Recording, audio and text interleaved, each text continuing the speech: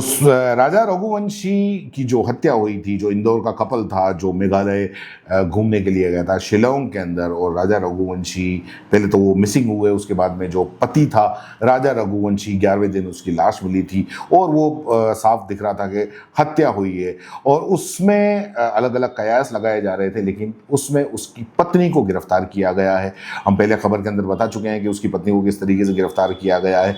बहुत ही चौंकाने वाला और खतरनाक मोड़ इस पूरे केस के अंदर ने ले लिया है कि 16वें दिन तक सस्पेंस बना रहा और 17वें दिन सुबह सुबह यह खबर आई कि सोनम रघुवंशी को गिरफ्तार किया गया है। कहां से? उत्तर प्रदेश के गाजीपुर से। जी हां, बिल्कुल, उत्तर प्रदेश के गाजीपुर से उसको गिरफ्तार किया गया। और मेघालय पुलिस ने सोनम को लेकर जो दावे किए थे, जो थ्योरी बताई थी, वो बहुत चौंकाने वाली है। मेघालय पुलिस ने यह साफ तौर पर यह कह रही है कि दरअसल इस पूरे हत्याकांड को सोनम के इशारे पर अंजाम दिया गया। सोनम हर वक्त मतलब उसका इशारा था और उसी के इशारे पे ये पूरे की पूरी हत्याकांड को अंजाम दिया गया।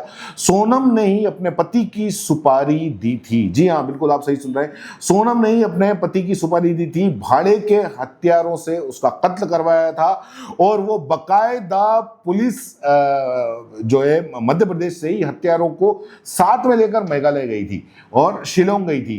तो आप ये कह सकते हैं कि सोनम हनीमून पर नहीं बल्कि अपने पति की हत्या करवाने के लिए उसको शिलोंग लेकर गई थी।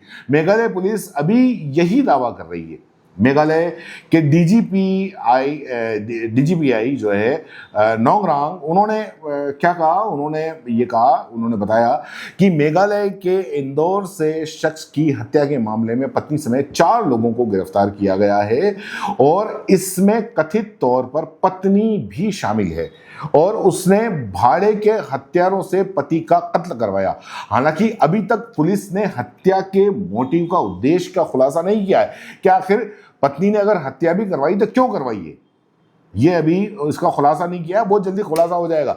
लेकिन शादी के 10 दिन के बाद में अगर कोई पत्नी अपने पति की हत्या करवा रही है तो उसके पीछे जाहिर सी बात है यही समझा जाएगा कि या तो शादी से पहले कोई उसका अफेयर रहा होगा या फिर कुछ ऐसा होगा जिसके बाद सोनम ने तय किया था कि राजा को वो अपने रास्ते से हटा देगी। ये जानकारी भी सामने आ रही है कि हत्या का प्लान पहले से था और एमपी से ही हत्या के मकसद से, अपने पति की हत्या के मकसद से मेघालय जो है वो सोनम लेकर गई थी और पूरा प्लान बनाया था जिसमें राजा को ट्रैप किया गया। क्योंकि ये जानकारी भी आपको याद होगी, आपको बता दें कि दरअसल उनका शिलोंग जाने का कोई प्लान नहीं था और अचानक चीजें बदली और फिर राजा और सोनम एक साथ मेघालय की ओर यहाँ पर गए और फिर दोनों गायब हो गए।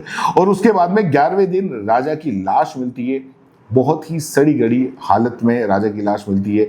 सोनम का कुछ अता पता नहीं चलता और फिर 16वें दिन के सस्पेंस के बाद में 17वें दिन उत्तर प्रदेश के गाजीपुर में सोनम की खबर आती है कि सोनम यहाँ पर है और एक तस्वीर जो है उसकी वायरल हो रही है।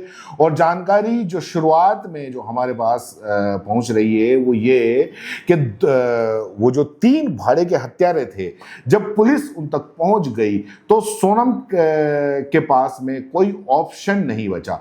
उसको लगा कि अब वो पुलिस के हत्थे चढ़ना ही है, तो उसने खुद को खुद फोन किया अपने घर वालों को और अपनी लोकेशन की जानकारी दी और इसके बाद घर वालों ने पुलिस को सूचित किया और फिर मेघालय पुलिस और ऐसे में सोनम को आखिरकार वहां पर पकड़ लिया गया, गिरफ्तार किया गया। इसको मेघालय पुलिस टेक्निकल तौर पर यह कह रही है कि सरेंडर किया गया किया है सोनम ने।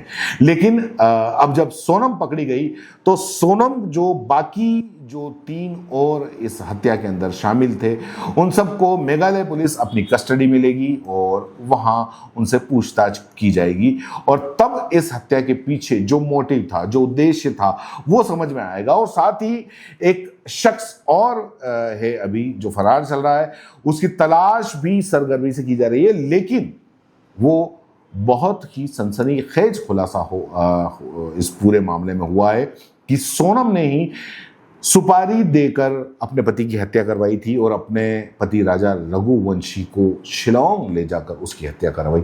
अब पूरे मामले को लेकर आधिकारिक जो पूरा बयान होगा मेघालय पुलिस का, उसका इंतजार हम भी कर रहे हैं, आपको भी होगा।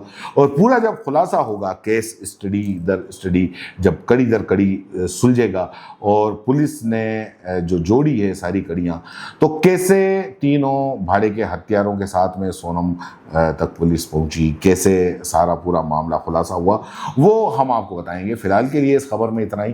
धन्यवाद। जय हिंद, जय भारत।